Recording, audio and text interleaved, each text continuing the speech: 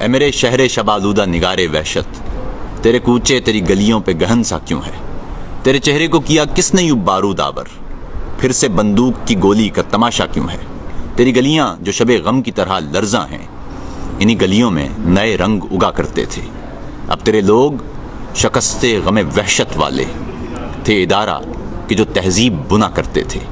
ایک طرف ہاتھ کے مانگ اپنی اجاڑے جائیں، ایک طرف لوگ کے لوگ اپنے ہی مارے جائیں، ایک طرف ہاتھ کی مٹی کی تجارت میں مگن، ایک طرف لوگ کے دکھ خود پہ اتارے جائیں، ایک طرف وہ کہ طلب سانس کا تاوان کریں، ایک طرف یہ کہ جو دشمن سے شکستیں مانیں، ایک طرف وہ کہ ہیں پروردہ خوف و دہشت، ایک طرف یہ کہ جو خود سانپوں کو گھر میں پالیں، ایک طرف بوٹ کہ خود اپنے گھروندے روندیں، ایک طرف لوگ کہ گولی کی زبانیں بولیں، ایک طرف وردیاں پہنے ہوئے یہ ہرکارے، ایک طرف لوگ کے دہشت کے نشانے تولیں، ایک طرف لشکری ہر روز نئے وار کے ساتھ، ایک طرف عسکری چلتے ہوئے ہتھیار کے ساتھ۔ کوئی سورج یہاں نکلے بھی تو کیسے نکلے، وحشتیں جڑ گئیں ہر کوچہ و بازار کے ساتھ۔ اب کوئی راہ نکلتی ہے تو مقتل کی طرف، اب کوئی شام ابھرتی ہے تو وحشت والی، اب کے بازاروں میں بکتے ہیں سہولت سے کفن، اور آنکھوں میں تھکن ہے کوئی دہشت والی۔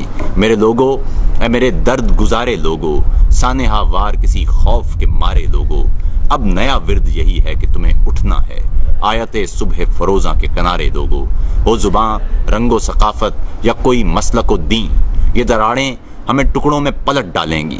ہو سیاست کی یا مذہب کی تجارت لوگو، یہ خلیجیں کہ صفوں ہی میں زہر پالیں گی۔